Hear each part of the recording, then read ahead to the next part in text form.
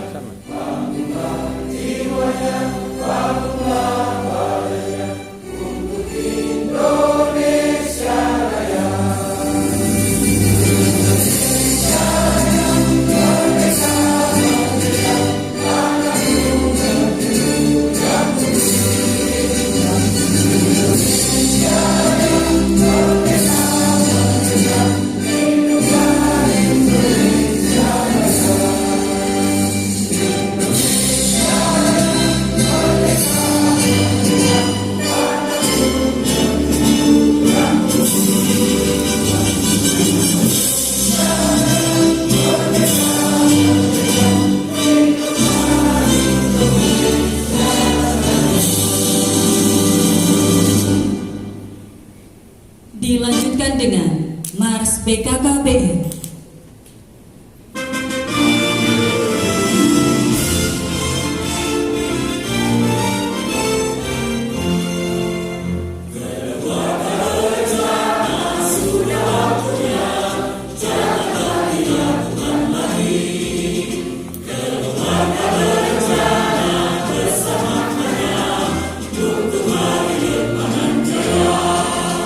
Putra putri yang sehat,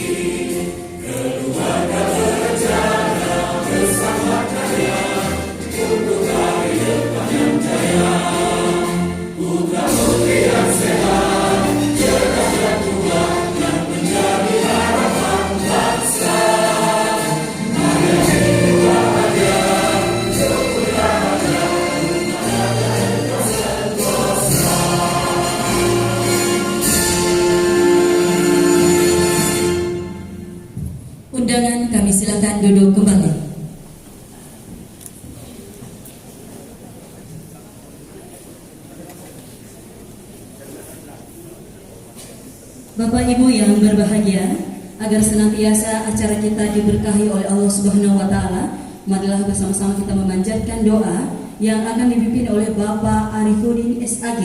Kami silakan.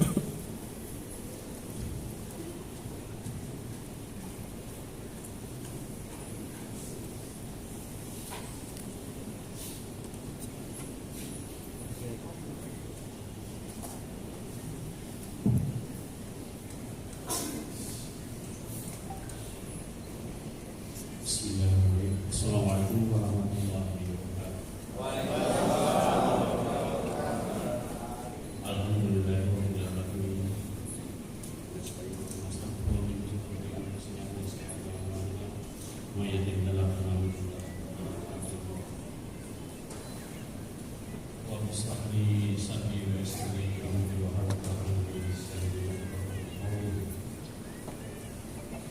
Allahumma inna nas'aluka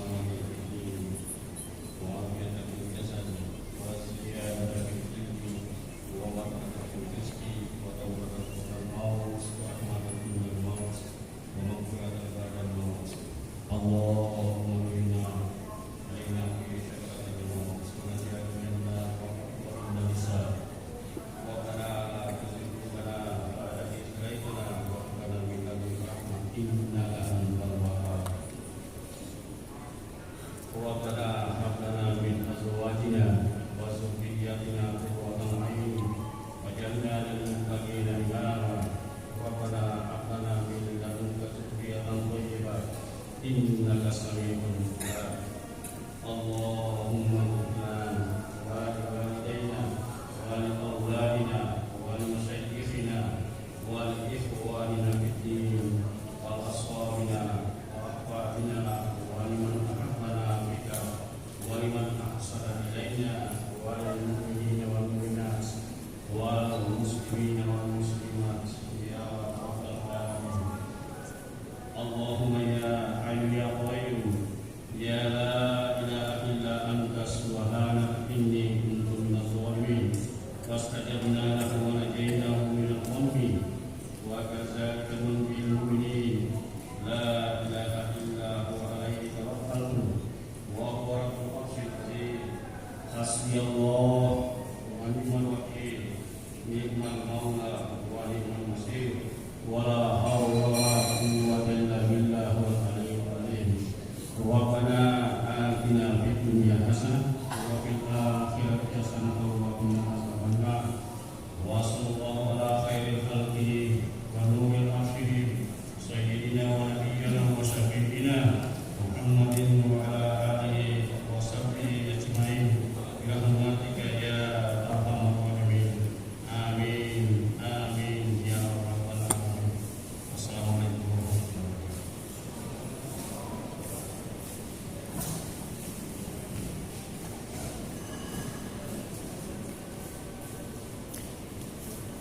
Bapak Ibu hadirin undangan yang berbahagia, selanjutnya sambutan selamat datang Bupati Konawe Selatan kepada Bapak Haji Surnuddin Danda STMM. Dengan hormat kami silakan.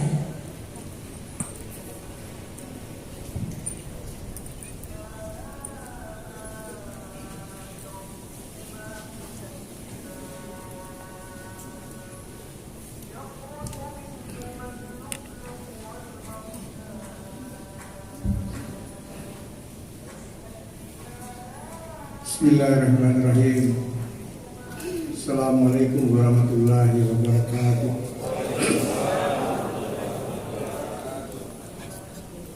Salam sejahtera untuk kita semua. Om Swastiastu, salam namo buddhaya, salam kebajikan. Yang sama kita hormati dan kita banggakan Kepala Badan Kependudukan dan Keluarga Berencana Nasional Republik Indonesia,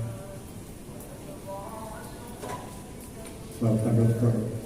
Hasto Wardaya. Terima kasih Pak telah hadir Sulawesi Selatan. Saya hormati Deputi dari Kepala BKKBN. Saya hormati Kepala Kependudukan dan Keluarga Berencana Provinsi Sulawesi Tenggara. Saya hormati Wakil Bupati Konawe Selatan, hormati Ketua DPRD Sulawesi Selatan, Forum Komunikasi Pimpinan Daerah, terima kasih hadir pada hari ini. Bu Sekda beserta jajaran OPD, hadirin undangan yang sama saya muliakan. Pertama-tama dan yang paling utama tentunya kita bersyukur kehadirat Allah SWT. Sore hari ini kita beri kesehatan, terutama beliau Hasto beri kesehatan dan kesempatan sehingga dapat berkunjung ke Konawe Selatan. Luar biasa beliau baru dari Surabaya. Jadi, sekali lagi atas nama pribadi dan pemerintah daerah Konawe Selatan mengucapkan selamat datang Pak. Konawe Selatan ini mudah-mudahan tugas-tugas kita sebagai kepanjangan tangan beliau ini bisa lebih tajam lagi dalam melaksanakan tugas-tugas kita. Kemudian daripada itu kami Konawe Selatan ini sebagai kabupaten terluas di Sulawesi Tenggara. Wilayah daratan Sulawesi Tenggara ini kurang lebih 12% ada di Konawe Selatan dengan 325 kecamatan, 336 desa dan 15 kelurahan. Jumlah penduduk sekarang ini sudah 320.000. Dengan fasilitas kesehatan kita alhamdulillah 26. Satu rumah sakit umum daerah baru-baru ini menerima juga penghargaan sebagai pelayanan prima. Kemudian 26 puskesmas dan 5 sekarang sudah BLUD. Nah, karena wilayah luas jadi kita memberikan keleluasan pada puskesmas untuk percepatan pelayanan. Ini adalah modal kita untuk menangani masalah keluarga berencana dan stunting. Ya, diamanahkan oleh Bapak Presiden kepada beliau dan kita semua yang terdepan.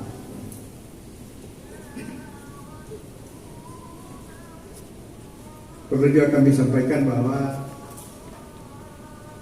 tahun ini kami mendapat BAK untuk pembangunan 102 puskesmas posyandu prima dan tiap desa Pak. Alhamdulillah saya terima kasih dapat diberikan. Walaupun beberapa desa sudah punya dari posyandu dari dana desa. Ini semua adalah persiapan kita untuk menangani masalah-masalah keluarga berencana dan masalah stunting. Ya, hambatan kami Pak Pala ini memang ada ya wilayah yang luas. Ada sebagian desa hanya masa dikunjungi dengan lewat laut. Kalau tidak salah ada 11 desa. Nah sekarang yang masih kategori tertinggal. Kalau ini daratan sudah kategori berkembang.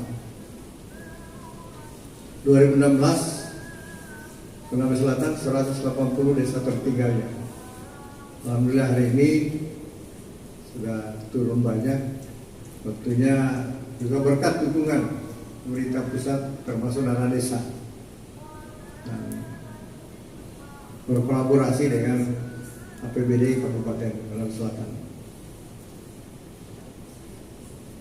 Kedua ya dengan wilayah yang luas tentu memerlukan personil yang banyak untuk menangani ini karena desa-desa penduduknya tidak terlalu banyak. Karena yang satu desa hanya 200 kakak, ada yang 300.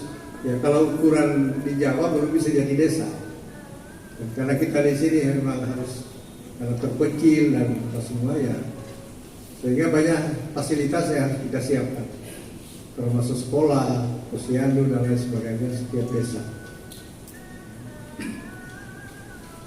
Kemudian saya lihat di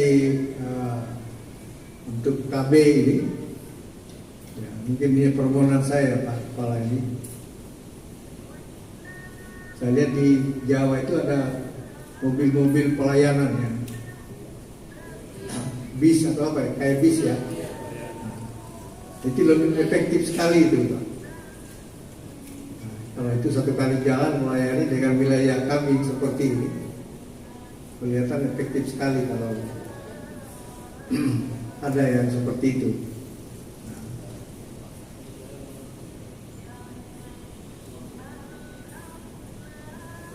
Kemudian stunting ya menurut BPS 28%. Tapi saya laporkan Pak, kalau ini baru-baru anak-anak puskesmas kita coba studi ya, dengan mengukur menimbang kurang lebih 17.000 bayi, itu hanya 12%. Tapi kita tidak tahu di mana yang salah. Apakah pengukuran atau bagaimana?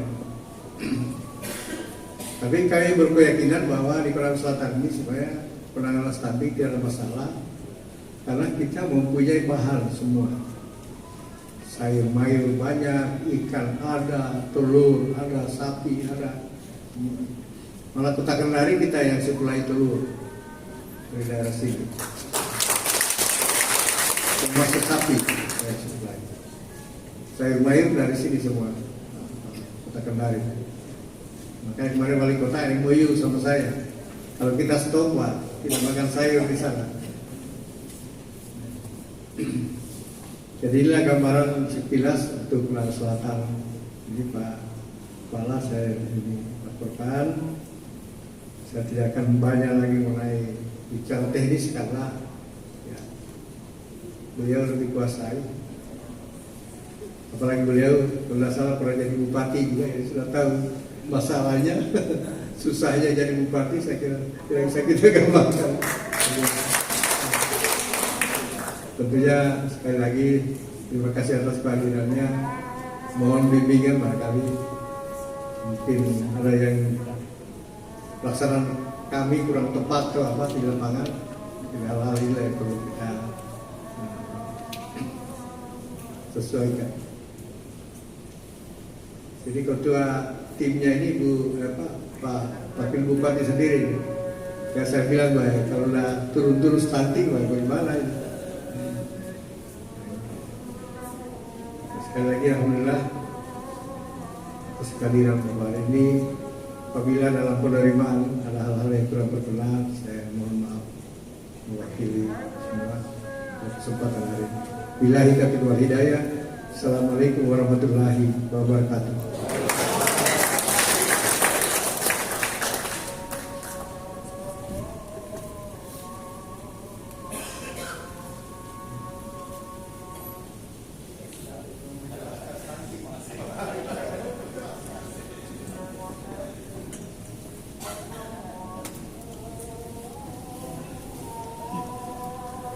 Iya, mohon izin Bapak Ibu, acara kita break sampai dengan pada saat selesai.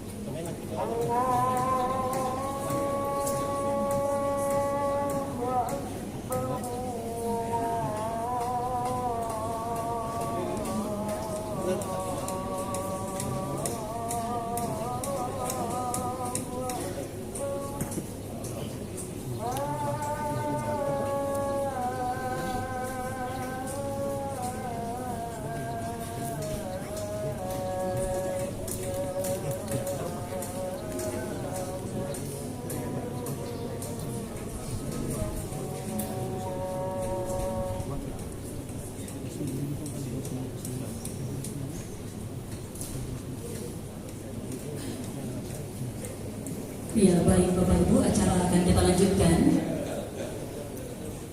Pengukuhan Duta Bapak Asuh dan Ibu Asuh Konawe Selatan oleh Kepala BKKBN Republik Indonesia kepada 1. Bapak Wakil Bupati Konawe Selatan, mohon untuk menempati tempat. 2. Ketua DPRD Konawe Selatan. 3. Kajari Konawe Selatan atau yang mewakili. 4. Kepala Kantor Kementerian Agama Konawe Selatan atau yang mewakili. Wakil Ketua Tim Penggerak PKK Kabupaten Konawe Selatan dan Sekretaris Daerah Konawe Selatan.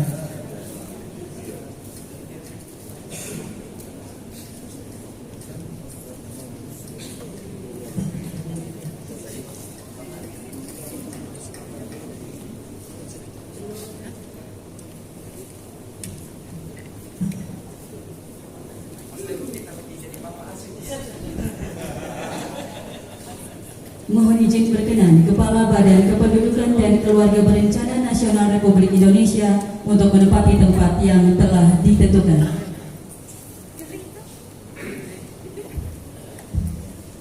Undangan kami mohon berdiri.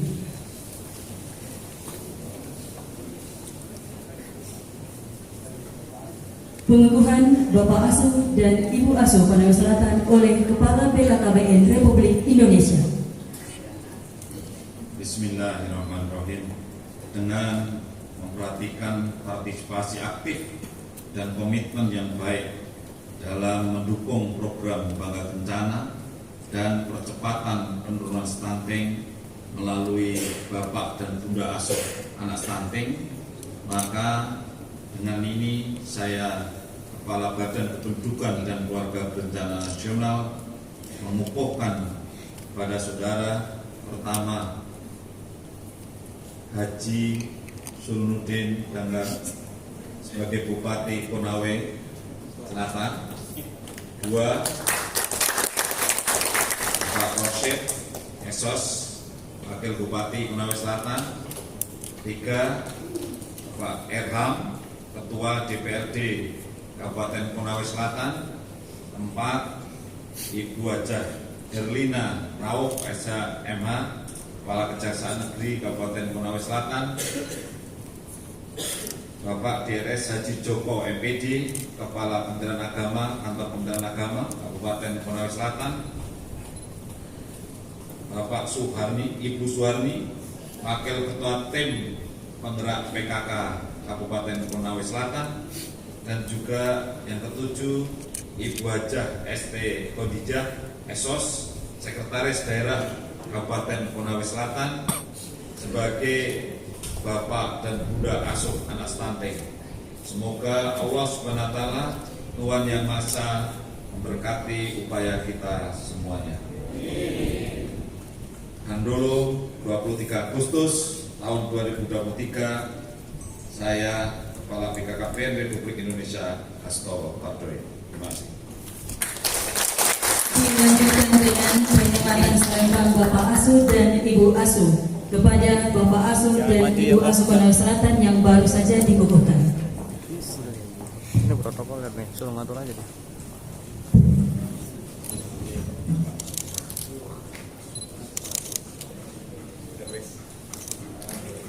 Mohon berkenan mendampingi Bupati Konawe Selatan.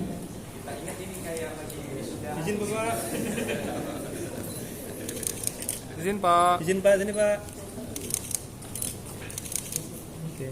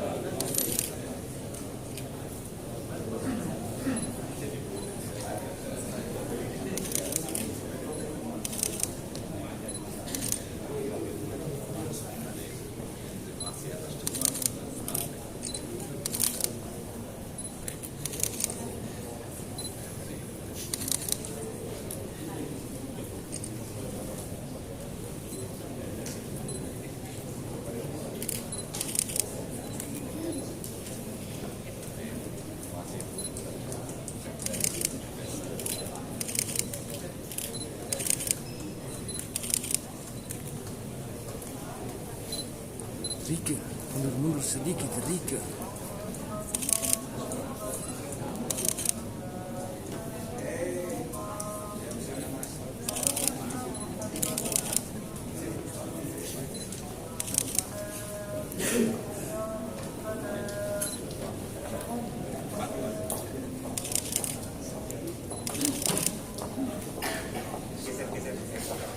Plakat.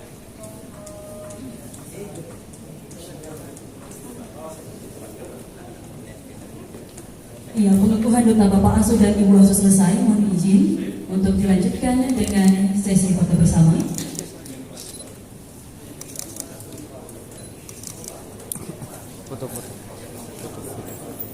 Foto Rika tengah. Izin Bapak. Kami persilakan teman-teman tim dokumentasi. Kami pandu pengambilan gambar. Dalam hitungan 3, 2, 1. Sekali lagi 3, 2, 1. Ya, cukup. Pengambilan gambar selesai. Kepada yang telah dikumpulkan silakan kembali ke tempat. Dan mohon izin Bapak Kepala BKKBN Republik Indonesia untuk langsung menuju ke panggung. Hadirin yang kami hormati, kami persilakan untuk duduk kembali.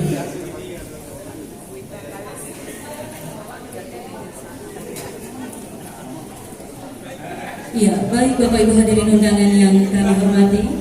Selanjutnya, marilah kita dengarkan sambutan Kepala BKKBN Republik Indonesia oleh Bapak Dr. Honoris Causa Dr. Hasto Wardoyo SPOBK.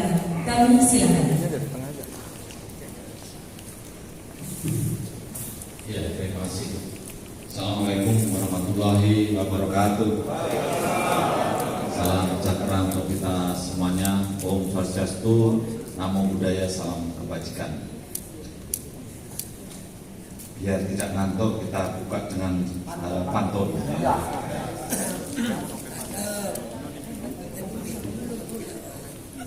Ini siang ke sore ini ya. Menanam pohon serai di mana-mana. Karena saya sudah tua tidak cakep lagi jos. Karena meskipun tua tapi masih jos. Menanam pohon serai di mana-mana.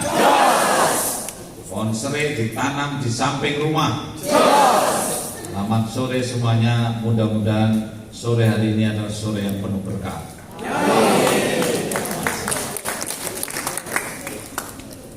Yang terhormat, yang kita muliakan Pak Bupati yang hadir di tengah-tengah kita, terima kasih. Dan juga Pak Wakil Bupati yang juga sebagai Ketua Tim Percepatan Stunting hadir di sini menemani saya Pak Deputi, Pak Teguh. Dan Pak Teguh ini adalah pejabat paling senior di BKKBN Pak Bupati, karena beliau adalah sejak lahir sudah di BKKBN. Kalau saya baru 4 tahun, saya seperti yang disampaikan Pak Bupati tadi, sebelum 4 tahun ini saya jadi Bupati juga. Jadi istilahnya saya dan Pak Bupati ya saudara sependeritaan lah. Karena kalau jadi Bupati tidak menderita itu bukan Bupati ya. Jadi makanya kita saudara sependeritaan.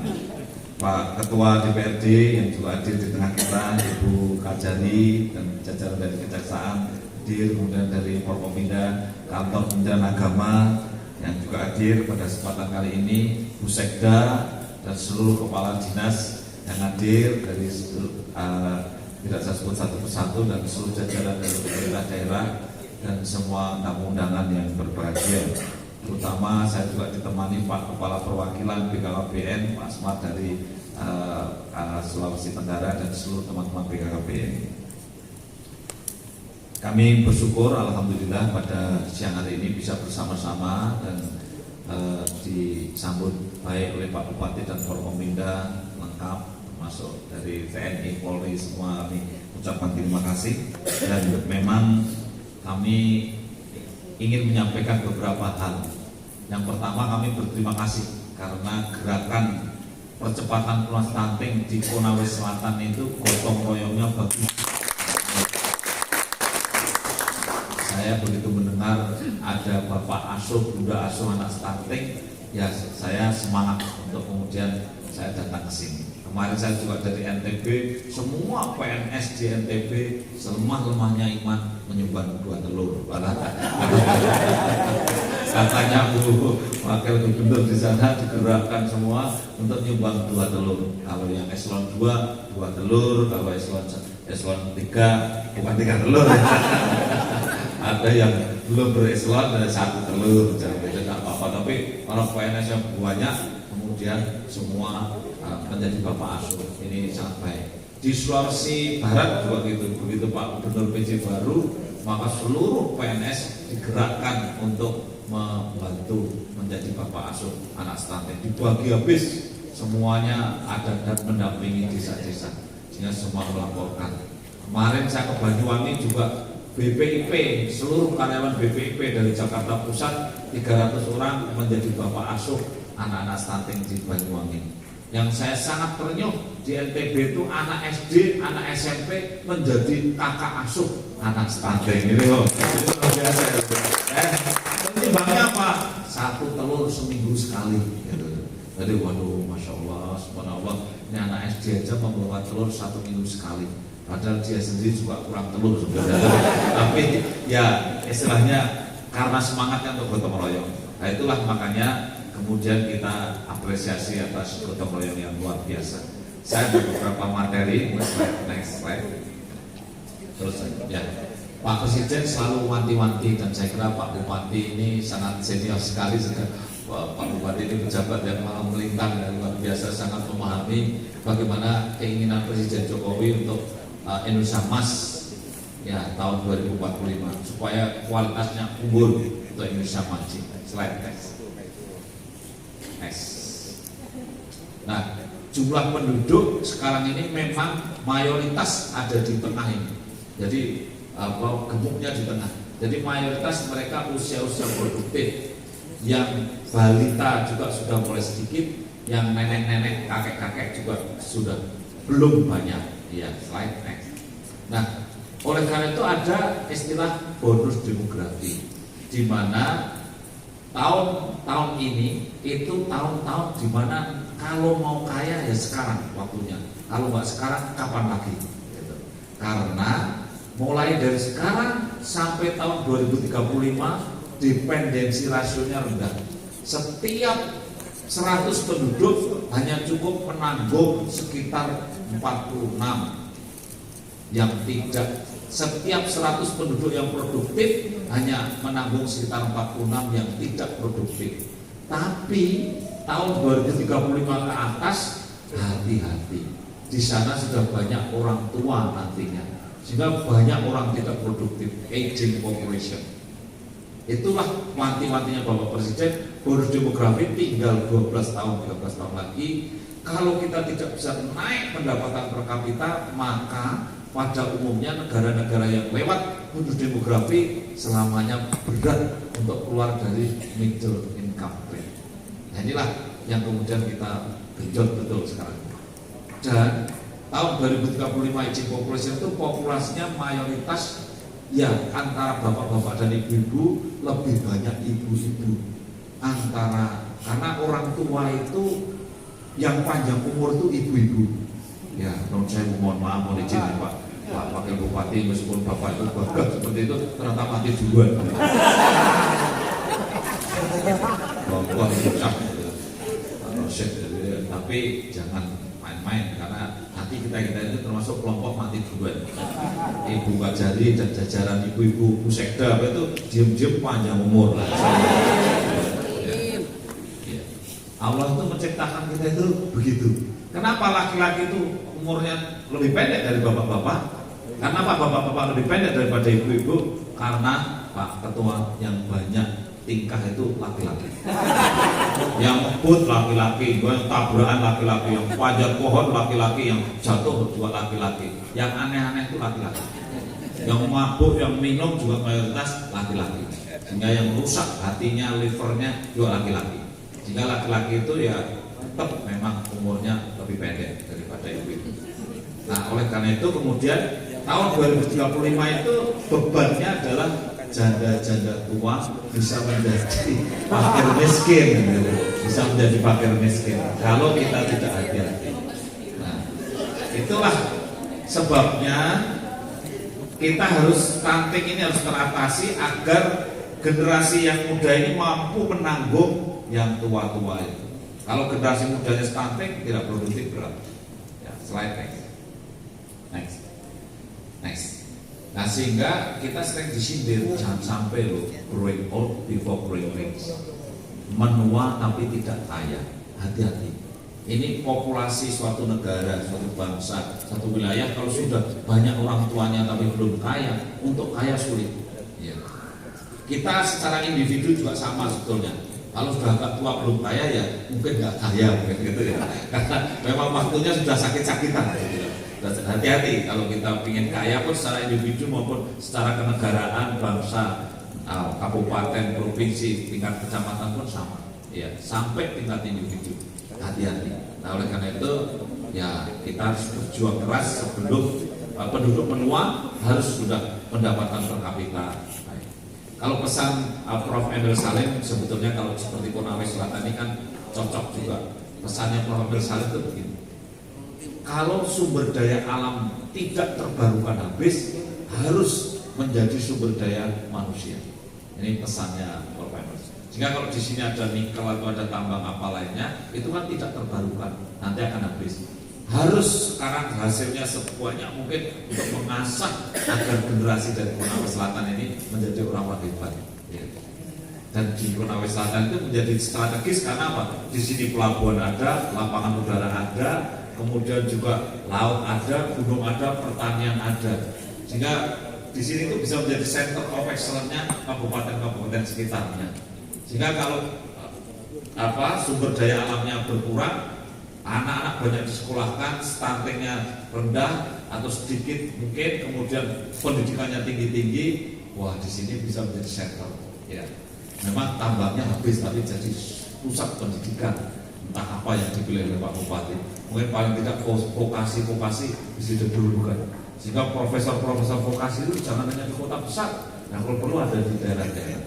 Menentukan diri menjadi center of excellence. Itulah arahan dari Profesor Emil Salim ketika berharap kepada daerah-daerah yang punya sumber daya alam. Slide next. Pak Bupati dan Bapak Ibu sekalian, penentunya adalah adolesen. Adolesen itu adalah remaja-remaja, pemuda-pemuda. Kalau pemuda remajanya itu kawin pada usia anak, putus sekolah, terus humal hamil, ini bahasa Jawa, humal hamil, sebentar hamil, sebentar hamil, itu bahasa Jawanya humal hamil, sebentar hamil, dikit-dikit hamil. Itu maka berbahaya karena jaraknya terlalu dekat. Tadi saya sama Pak Wakil Bupati, saya sudah mengunjungi di Kecamatan Palaka. Itu bagus Pak Bupati, kadernya itu hebat. Jujur Pak, saya bukan kadernya Pak Bupati, Pak Wakil Bupati, tapi tadi saya tanya apa saja bisa jawab. Ya, kecuali ditanya hutangnya berapa. Jadi tanya syarat orang hamil, tahu. Berat badan, tahu. Jadi saya optimis bahwa di sini bisa lebih. Hanya jumlah anaknya rata-rata masih agak banyak dikit Pak. Tadi ada yang umurnya itu baru 26 ya Pak Abu. 26 saya tanya, ini pakai apa? Pakai susu. Wah, bagus. Saya bilang ini 26 tahun udah pakai susu, ini bagus banget gitu. Ini kalau nanti setelah ini usahakan kalau mau hamil lagi, saya bilang itu. Ini 3 tahun lagi. Saya lupa belum tanya, anaknya berapa Mbak? Ternyata jawabnya 4. Jadi umurnya 26 tahun, tapi anaknya 4 sudah. Terus berarti ditanya sama Pak Bubur, berarti kawannya dulu kapan? 18 tahun ya? Dia tidak 15 tahun. Luar biasa. Jadi ada satu kasus yang begitu. Tapi ada kader-kader yang bagus juga, pinter, jawabnya bagus, kemudian anaknya 2, jadi memberikan contoh. Nah itulah kunci untuk supaya kita bonus demografi. Kita penduduk yang banyak harus menjadi berkah, jangan menjadi musibah. Harus sejahtera, jangan sengsara. Kuncinya mengikuti garis yang hijau, jangan garis yang merah. Kalau garis yang merah itu putus sekolah, kawin terlalu muda, anaknya jumlahnya banyak, kerjaannya tidak jelas, akhirnya tidak punya tabungan, dan akhirnya miss demographic dividend, tidak jadi kaya. Pak Presiden Jokowi selalu mengatakan bahwa negara-negara seperti Afrika apa itu banyak yang sudah lewat bonus demografi tidak kaya, akhirnya selamanya tidak kaya. Berat sekali karena sudah terlanjur dibebani orang tua. Ini hati-hati. Slide. Pak Bupati dan Bapak Ibu, Bu Sekda, ternyata perempuan itu perannya besar. Iya. Ini survei BKKBN mewawancarai 20.600 orang keluarga maksudnya. Kalau waktu pandemi itu kalau ditanya siapa yang melakukan pekerjaan rumah, mayoritas suami istri 49%, tapi istri dominan 34%. Ditanya siapa yang ngasuh anak, suami istri, tapi istri dominan 21%. Yang istri saja juga banyak yang biru itu. Kemudian ditanya siapa yang beli kebutuhan rumah tangga, suami istri, tapi istri tetap dominan. Semua pertanyaan sampai siapa yang mengajak berdoa, mengingatkan ibadah, tetap istri lebih dominan. Suami dominannya cuma grafik yang terakhir itu ditanya bagaimana yang suami perannya mengingatkan, berpikir positif dan berperilaku positif, itu saja suami yang dominan. Jadi suami itu hanya menangnya di dalam mengingatkan, berpikir positif. Nah nyambut gaya nyata itu banyak istri-istri semua. Jadi mohon izin Pak Bupati, kita itu bisa ngomong positif, jadi rata lakoni gitu. Tidak itu jangan gitu. Pak Bupati mohon maaf Pak Ketua DPRD, jadi perempuan perannya besar sekali. Oleh karena mengarus utamakan perempuan kan betul. Karena yang menentukan suksesnya keluarga adalah perempuan. Jadi tidak bisa kita hindari. Slide. Oleh karena itu Pak Presiden pesannya adalah pembangunan itu untuk bangsa dan negara ini, keluarga adalah fondasi utama.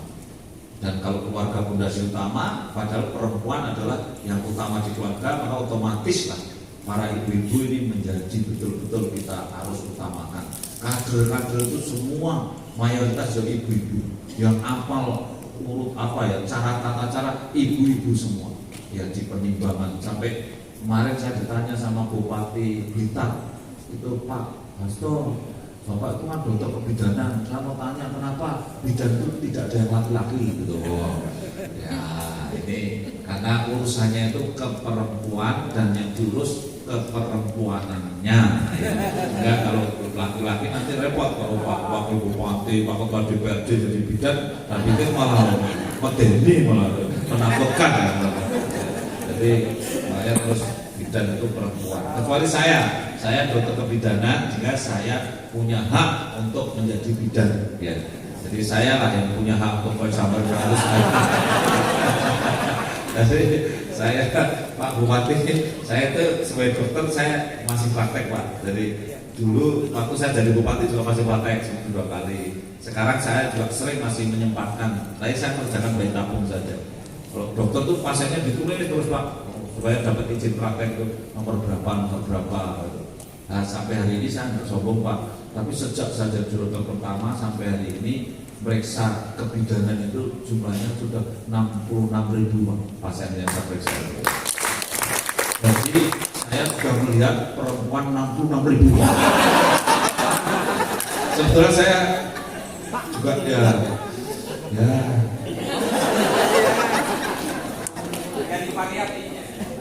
Saya cuma pingin sombong di depan Pak Wakil Bupati. Saya sudah beli 66.000 loh Pak. Pak Wakil Bupati paling 6.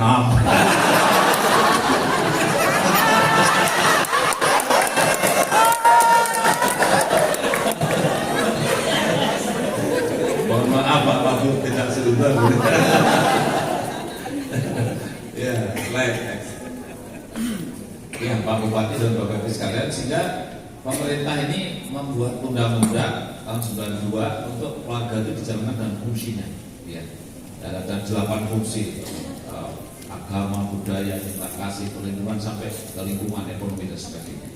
Ya, selain dan nenek moyang kita dulu sederhana cuma, pokoknya keluarga itu asah, asik, asuh. Diasah itu terus pisau, dipertajam pendidikannya, agamanya, kemampuan teknologinya diasah. Ya, anak itu harus diasah. Kemudian diasah itu dengan penuh kasih sayang, dicintai, ya betul-betul dicintai dengan sepenuhnya. Kemudian asuh itu ya dilindungi, dibikinkan rumah yang layak huni, kemudian jamban, kemudian diberikan baju dan seterusnya, diimunisasi, vaksinasi. Enggak, nenek moyang kita itu enggak bikin undang-undang, cuma bikin asah, asih, asuh. Nah, jadi nenek moyang kita ya pinter-pinter sebetulnya. Kalau kita harus pakai undang-undang harus 8, menghafalkan 8 aja, kadang-kadang lupa gitu kan. Kalau nenek moyang kita cuma itu asah, asih, asuh, selesai. Jadi sudah selesai. Nah, ibu bapak sekalian, stunting pasti pendek, tapi hati-hati, pendek belum tentu stunting. Ya, ini penting supaya jangan melecehkan orang pendek. Orang pendek itu banyak sekali yang hebat itu. Ya, itu Pak Yusuf Kala itu ya tidak terlalu tinggi, jadi wakil presiden. Ya, banyak sekali orang-orang pendek. Pak Habibie juga tidak tinggi tapi juga hebatnya luar biasa. Bu Sekda itu ya orang tegur, tidak terlalu tinggi tapi Bu Sekda yang paling sangat menguasai administrasi. Jadi jangan menyepelekan, karena kerugian stunting memang pasti pendek, tapi pendek belum tentu stunting. Kerugian kedua adalah tidak cerdas. Kerugian ketiganya adalah belum umur 50 tahun orang stunting itu sudah sakit-sakitan, karena biasanya stunting itu terus sentral obes, gemuk tapi di tengah. Barang siapa yang gemuk di tengah seperti saya, kepala dinas, itu maka termasuk Pak Kapol itu, maka terancam penyakit cardiovascular disease, tekanan darah tinggi, jantung, kemudian metabolic disorder seperti kencing manis. Ya. Tapi orang stunting terancam itu di usia yang lebih dini, 40, 45. Tapi Pak Dinas sudah di atas 50 tahun sehat, Pak Kapol sehat karena tidak stunting, ya, sehingga kesehatannya prima. Tapi juga punya risiko, ya, risiko tinggi untuk kena penyakit-penyakit itu. Nah, inilah orang stunting jadi tidak produktif. Makanya rumusnya orang stunting itu pendapatannya akan 22% di bawah yang tidak stunting. Gitu. Jika kalau masyarakat di Konawe Selatan banyak yang stunting, maka pendapatan per kapita tergerus 22%-nya. Dibandingkan kalau tidak stunting. Sehingga rumusan dari pemerintah ini hitung-hitungannya, kalau stunting di bawah 8%, maka kita bisa keluar dari middle income rate karena masyarakatnya produktif, gitu. Tapi kalau masih di atas 14% misalnya gitu ya agak berat. Itu hitungannya Pak Presiden. WHO memang agak permisif. WHO kalau sudah di bawah 20% dianggap sudah baik. Tapi memang itu baru sehat, tapi belum produktif. Ya. Makanya kita harus Pak Presiden 14%. Nah, di posyandu itu harus betul-betul dikawal betul.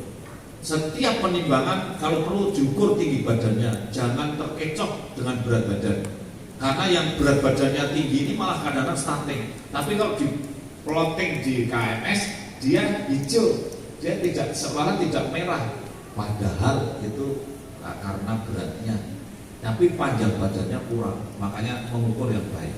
Tadi terima kasih Pak Bupati sudah sampaikan bahwa alat ukurnya sudah diberikan ke Pak Bupati, Kemudian ukurnya sudah otomatis, ini bagus. Hanya saya mohon bidan-bidan nanti yang ukur Pak Kepala Dinas dikumpulkan dulu yang mau ukur. Ini karena bulan September ini akan dilakukan pengukuran untuk melanjutkan SSGI. Sekarang namanya SKI, SKI dari Kementerian Kesehatan.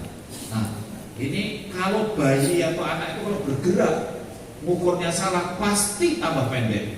Nggak mungkin bergerak tambah panjang, itu nggak mungkin gitu. Apa ada yang bergerak tambah panjang, itu kan berbahaya. Itu yang jawab Pak Wakil Bupati. Jadi kalau ini bayi itu kalau bergerak pasti tambah pendek. Baru gerak dikit kakinya tekuk, langsung ukurannya kurang 1 cm. Ya. Jadi sudah kurang 2 cm sudah stunting. Ya. Makanya bidan-bidan harus betul-betul nanti disiapkan betul untuk mengukurnya yang serius, yang betul-betul kakinya lurus baru diploteng. Selain sebab stunting, kalau tadi akibat stunting ada 3 Bapak Ibu sekalian. Sebab stunting juga cuma 3. 1 adalah kurang nutrisi, kurang ASI. Nah itu ya. Nutrisi ibu hamil, nutrisi setelah lahir, ASI juga setelah lahir. Kemudian yang sebab kedua apa? Sakit-sakitan. Mungkin dia diare, mungkin dia kena TBC karena rumahnya kumuh, tidak ada jendelanya, akhirnya TBC.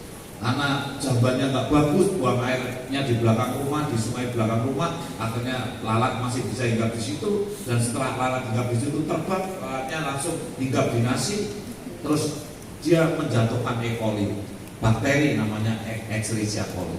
Bakteri yang namanya Escherichia coli itu kalau tertelan manusia diare, tertelan bayi diare. Padahal bakteri itu dari ususnya manusia. Inilah Tuhan menciptakan keadilan. Usus manusia memproduksi bakteri namanya E. coli, tapi kalau E. coli ditelan manusia diare. Maka E. coli itu hidupnya hanya di usus besar setelah mau dikeluarkan. Tapi kalau masuk ke lambung diare. Anak yang diare berat badannya turun, akhirnya tidak panjang. Jadi kita sudah kasih telur, kasih ikan, kasih makanan, tetap tidak naik karena sering dia. Itulah pentingnya jamban lingkungan.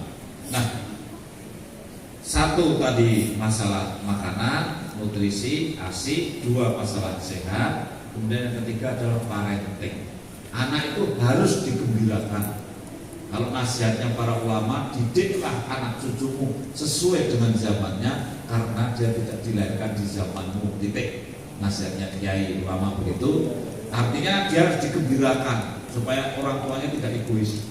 Banyak orang tua itu yang merasa bisa, akhirnya merasa, oh ini kalau tidak ada saya kacau semua. Kalau nggak ada saya. Orang tua yang begitu biasanya orangnya agak sering marah. Ya, merasa dirinya paling hebat. Kalau anaknya dimarahi semua, pulang, kenapa belum mandi? Ini gara-gara saya baru pergi. Pak Ketua DPRD ini kalau bilang, oh ini rumah itu kacau semua, gara-gara saya kunjungan aja, rumah nggak ada yang ngurus. Itu kita sering ngomel-ngomel gitu. Ingat, orang yang sering ngomel-ngomel begitu biasanya kena penyakit I know syndrome. Sindrom saya paling ngerti, saya paling tahu. Dan kena penyakit this is my position. Ini adalah saya. Ya, saya adalah. Ya. Ini mohon izin Pak Bupati, saya dulu jadi Bupati itu juga agak ngeri-ngeri sedap. Ini apa nggak bisa atau enggak ya saya jadi Bupati, karena ahli saya itu ahli kebijakan kandungan. Urusannya cuma perut ke bawah ke atas tadi. Urusan seperti itu. Jadi waktu saya jadi Bupati saya juga, aduh jangan-jangan kalau dipimpin orang lain lebih baik. Saya selalu begitu, astagfirullahaladzim. Makanya terus tidak tenang. Kalau saya harus, saya ikut Lemhanas, setelah itu tahun pertama itu ikut eksekutif training program BH4, sekolah-sekolah terus lah. Itu karena saya nggak ngerti ilmunya. Nah makanya kita ini kadang-kadang kena penyakit I know syndrome. Semakin tua, semakin susah dikalahkan. Karena apa? Tidak mau dibantah. Ya hati-hati. Nah, kalau sudah orang tua itu tidak mau dibantah, itu tanda-tanda kena penyakit I know syndrome. Sindrom saya paling ngerti paham. Nah, saya sering menasihati diri saya sendiri. Kalau saya jadi pemimpin, hati-hati loh, bisa kena penyakit Alzheimer sindrom juga kan, sama anak buahnya itu kita merasa tahu. Nah, ternyata keluarga yang suaminya sering marah-marah, ibunya sering marah-marah tadi, setelah yang marah-marah meninggal, malah tentrem. Penyakit kan ini? Lalu dia itu merasa ini kalau tidak ada saya kacau semua, kalau tidak ada saya kacau semua. Ternyata Pak, orang yang sering ngomong gitu tuh kalau tidak ada dia malah tentang Pak. Hati-hati kalau kita sering, wah ini kalau nggak ada saya pasti kacau Pak. Hati-hati. Ya, Allah tuh mengatur keseimbangan dengan baik sehingga akhirnya kita ini kadang-kadang kita ini ya tidak ada apa-apanya lah gitu. Makanya kita kemudian di keluarga ini harus betul-betul hati-hati karena kita bisa dicontoh oleh anak-anak kita. Terus saja ini ranahnya Pak Kiai slide. Pak Presiden mentargetkan 14%, ya 14%. Kalau di sini tadi Pak, di sini dari EPPDBM dari penimbangan yang ada, kalau Pak Bupati, Pak Wadinas 12%. Terus nanti ini akan diukur, sebentar lagi akan diukur. Mudah-mudahan angkanya saya doakanlah Konawe Selatan itu menjadi tetap di bawah 14%. Nah, kuncinya gini Pak Bupati. Satu, tadi bidan-bidan yang mau ukur itu dikumpulkan dulu, betul-betul dikawal semua wilayah yang akan diukur. Kunci pertama. Kunci kedua, itu blok sensusnya dipetakan dulu. Jadi Pak Wakil Bupati sebagai ketua tim percepatan stunting, petakan blok sensusnya. Mana saja toh yang diambil yang mau diukur ini?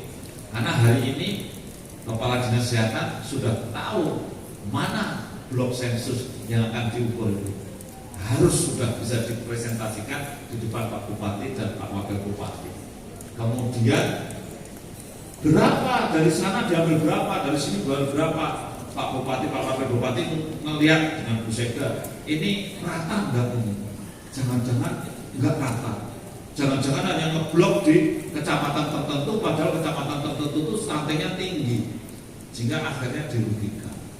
Nah, kalau memang kejadiannya seperti itu, segeralah mengajak BPS, mengajak perguruan tinggi untuk bagaimana ini mensikapi sampel yang tidak merata. Terus nanti sebelum diponis angkanya, kalau bisa didiskusikan dulu baiknya seperti apa.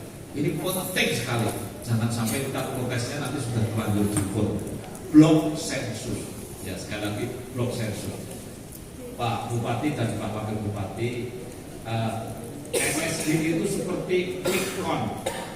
Jadi quick count itu kalau ngambilnya rata dan representatif, jumlahnya 1.200, ternyata melesetnya sedikit, hanya margin errornya 2,5%. Karena rata di seluruh wilayah diambil. Jadi kalau ini rata Konawe Selatan diambil dan ngambilnya agak banyak, ya melesetnya sedikit. Itu quick count. Ya. Nah, EPPDBN penimbangan itu ada real count. Nah, quick count sama real count itu bisa ketemu syaratnya apabila real count-nya sudah di atas 80%.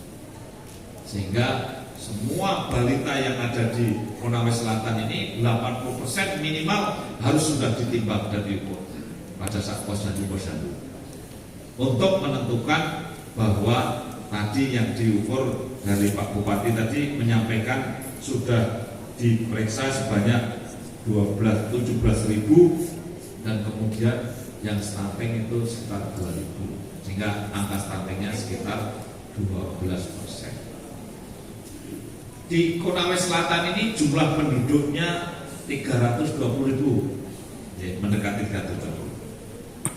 Ramalan saya yang hamil setiap tahun 20/1000, 20/1000. Sehingga yang hamil dan melahirkan itu di Konawe Selatan ini kalau per 1000-nya itu 20, kalau 100.000 20. Kalau 320.000 yang hamil ya sekitar 6.400 setahun. Mungkin kalau karena masih banyak tadi masih ada anaknya 4, anaknya 5 tadi, mungkin kalau lebih ya 7.000 paling banyak.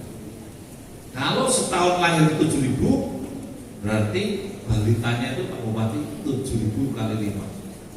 Kalau 7.000 kali 5 itu 35.000, karena tahun ini lahir 7.000, tahun depan lahir 7.000, tahun depannya lagi lahir 7.000. Ini kan masih 7.000 umur setahun, 7.000 umur 2 tahun, 7.000 umur 3 tahun. Dan sampai umur 5 tahun. Jadi total jumlah balitanya itu kalau penduduknya itu 320.000, hampir 30.000. Ya, kalau misalkan lahirnya 6.000 ya 6.000 kali 5 30.000. Jadi Pak Bupati, kalau tadi non sewu mohon izin Pak Bupati, kalau yang diukur baru 17.000, nah Pak Bupati boleh sedikit mendorong kepala dinas dan puskesmas, jangan-jangan tidak 17.000 balitanya jumlahnya berapa sih? Kan penduduk kita 320, setiap tahun yang hamil berapa coba yang lahir?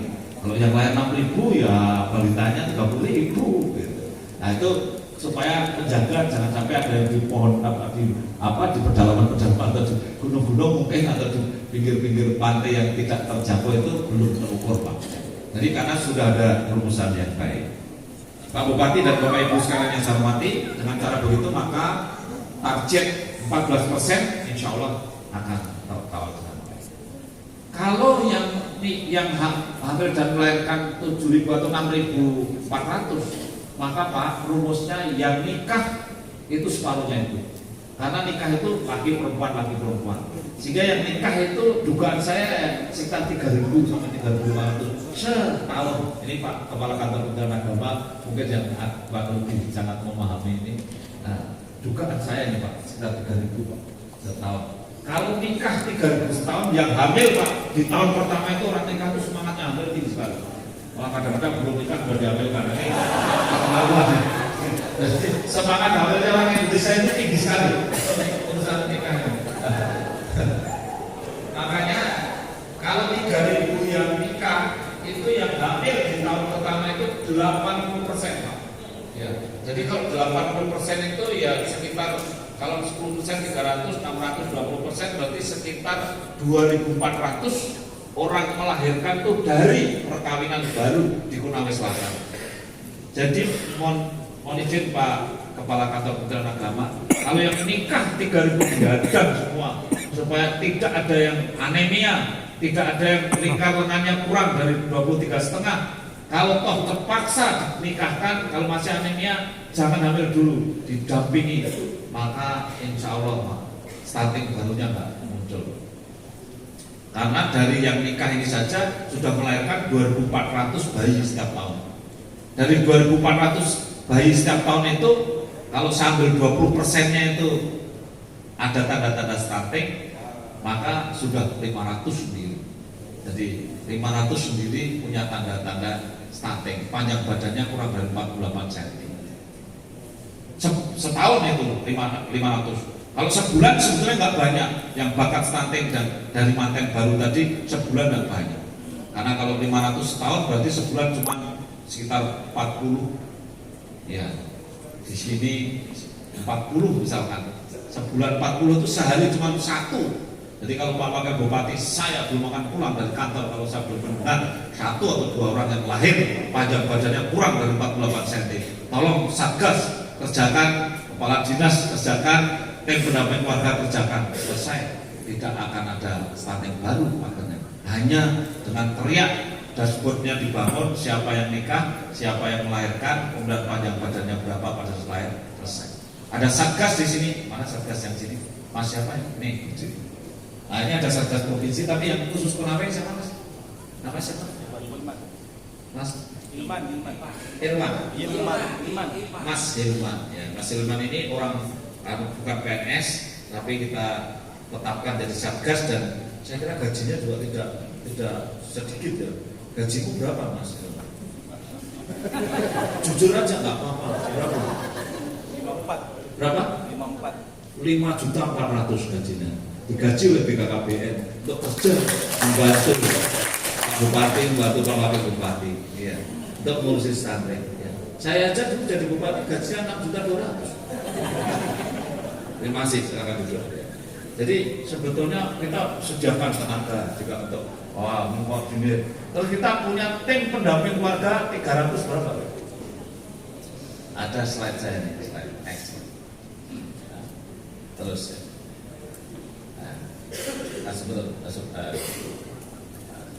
Ya. Saya ingat kok, saya ingat. Tim pendamping keluarga di Konawe Selatan itu 300 lebih dikit Pak, sekitar 306 atau 300 berapa. Nah, bukan ini tim pendamping keluarga. Tim pendamping keluarga itu ada gambarnya bidan, ada gambar itu. Terus. Nah ini ya. Oh, ternyata banyak Pak. 361 orang tim pendamping keluarga kita ini. Tadi yang hamil 6.400 setahun. Yang dampingi 361 orang. Berarti satu orang itu cukup mendampingi ya kira-kira paling banyak 20 setahun. Setahun Pak ini. Setahun. Jadi sebetulnya tim pendamping kita untuk Konawe Selatan cukup. Menurut saya Pak Kepala Dinas, Bu Sekda dan semuanya, ini kan 3.361 orang ini, kali 3 ya, kali 3 berarti 1.000 berapa? 1.000, hampir 1.200 Pak, 1.200. Yang hamil tadi 6.000, satu orang hanya dampingi 7 atau 8 itu. Dan menurut saya Pak Bupati ini kita kasih honor, meskipun tidak banyak, ya 200-300 ribu. Pak Kepala Dinas lah yang membagi rezeki honor ini lewat dana BUKB kali 12 gitu. Supaya dia tujuannya untuk mendampingi, mencatat dan seterusnya ya. Nah, ini sebagai informasi bahwa kerjaan tidak berat sebetulnya. Sudah ada satgas yang juga digaji, terus ini juga dikasih honor lewat DAK, dana alokasi khusus yang non fisik ya. Saya akan kembali ke slide yang awal tadi, yang ke depan tadi ya. Terus ya di situ yang gambar slide ya. Slide berikutnya ya. Pak Bupati dan Bapak Ibu sekalian yang saya hormati, kondisi anak-anak di Indonesia memang yang membuat stunting itu masih salah satu faktor rumahnya tidak layak ya. Slide next. Kemudian yang kedua, makanan beragam kurang beragam.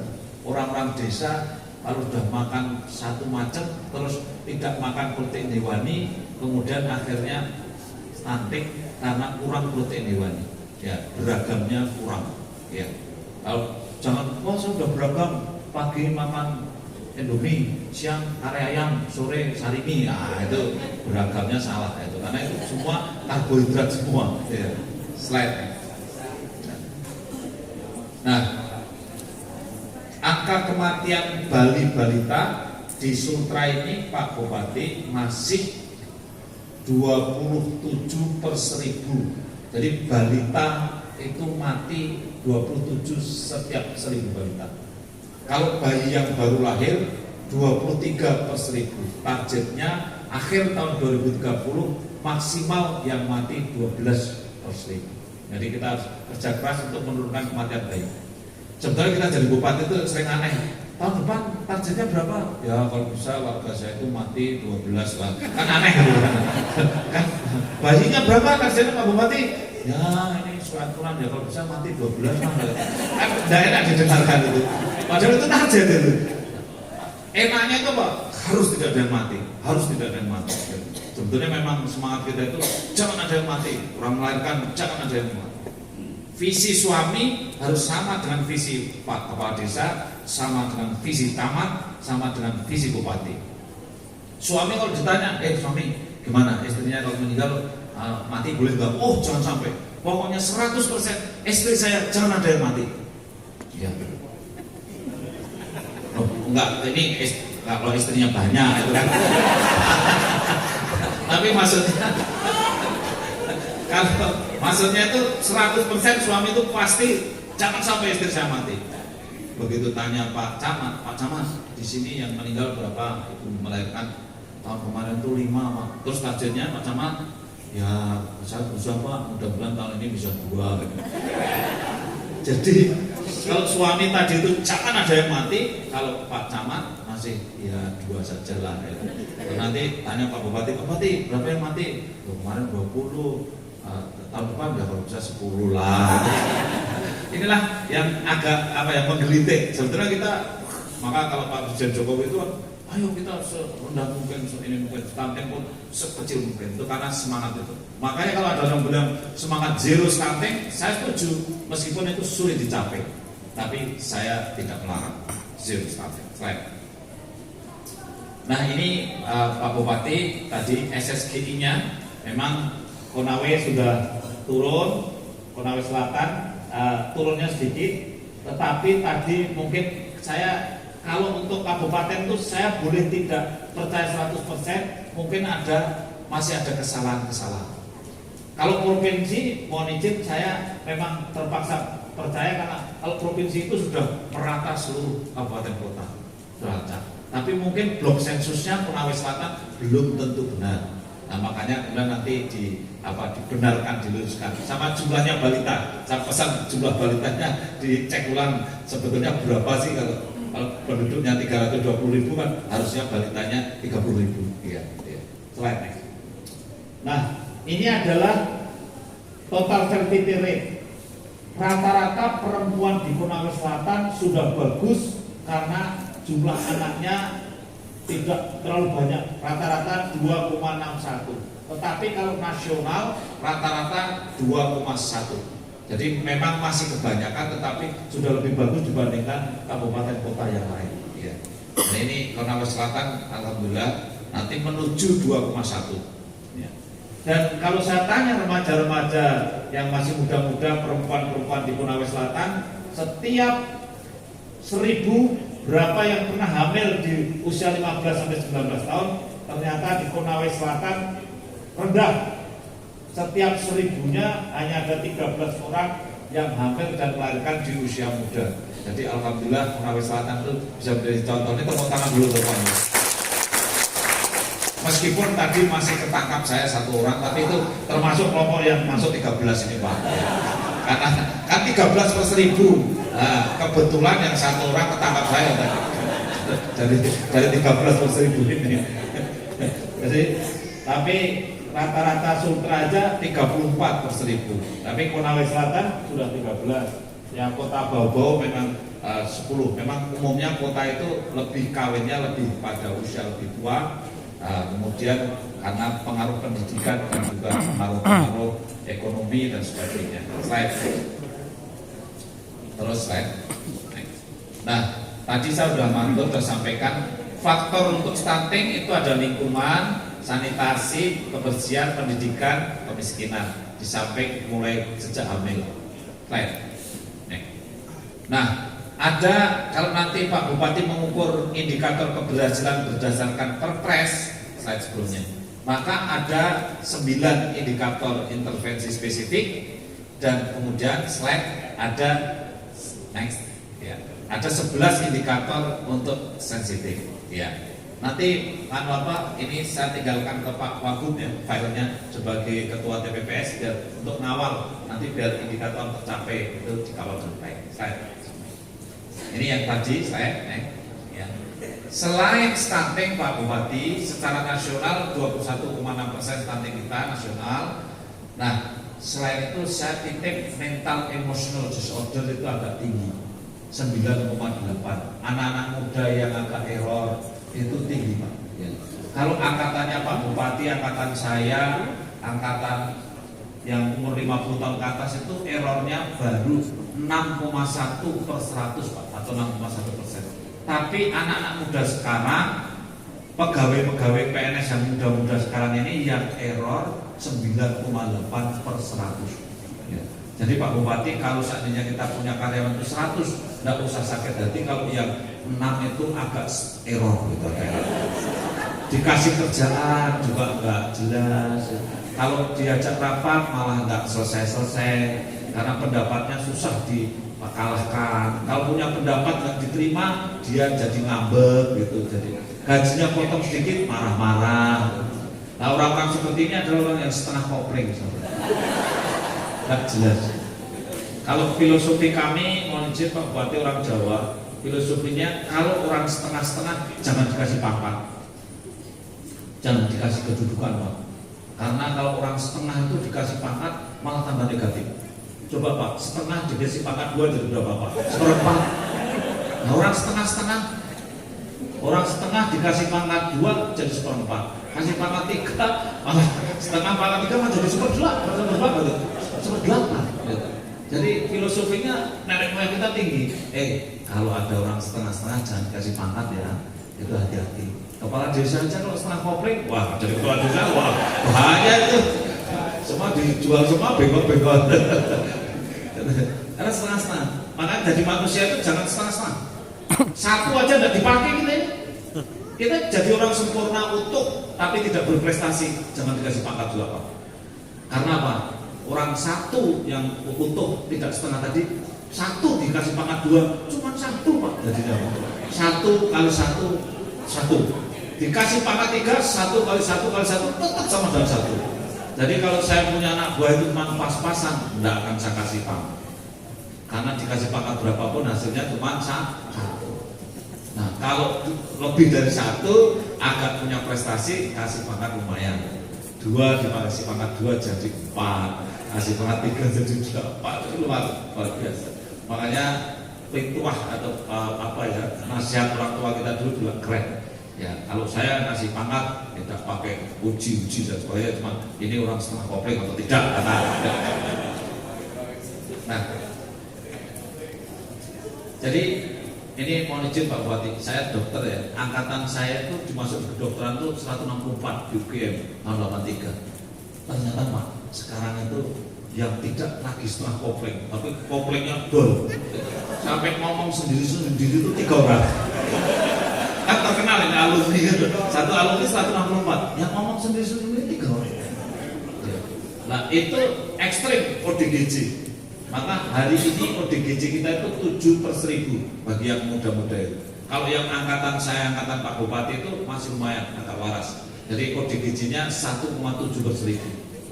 Jadi angkatannya Pak Bupati di SD misalnya atau SMP kalau jumlahnya 100, mungkin yang senyum sendiri paling 1 atau 2.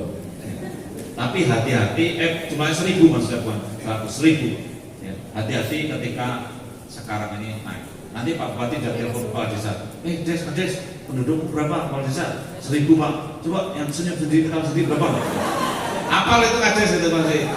Kalau yang tua-tua, wah, Pak Bupati 3, benar itu. Saya pernah Pak telepon, berapa kades?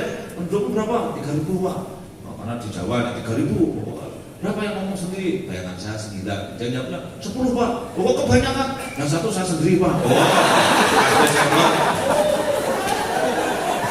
ada server itu, ada server. Hati-hati.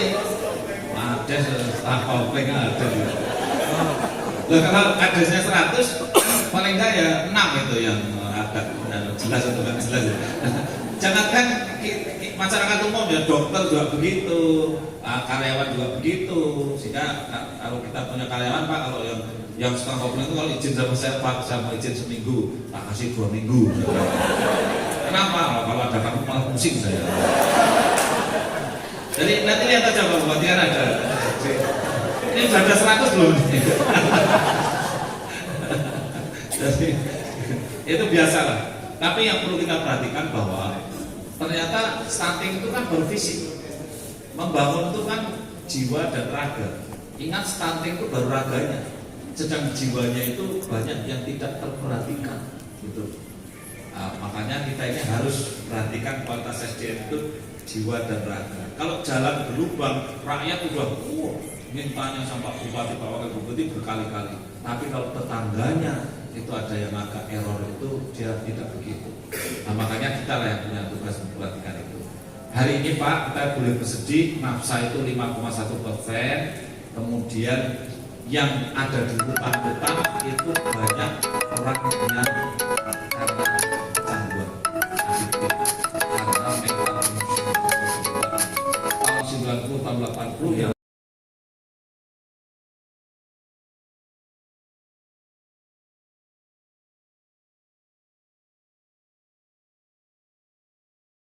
Ini butuh sekali perhatian. Sehingga anak muda punya bahasa sendiri Pak, toxic people, next, toxic relationship. Nah, ada orang toxic, ketemu orang toxic, waduh super toxic. Ada yang toxic, ketemu yang waras, jadi agak toxic juga. Nah ini berbahaya. Slide next. Dan akhirnya pacaran, relationship, ya. Slide next. Dan hari ini Pak sedih kita Pak, karena perceraiannya jadi tinggi. Menaik pesat masuk tahun 2000. Tidak karena pandemi.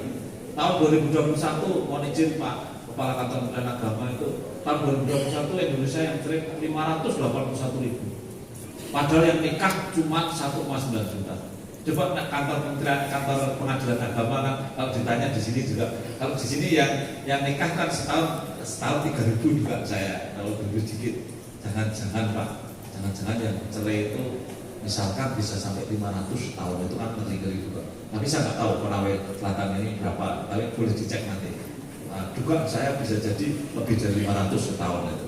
Ini baru yang cerai, belum cerai tapi sudah nggak ngomong-ngomong.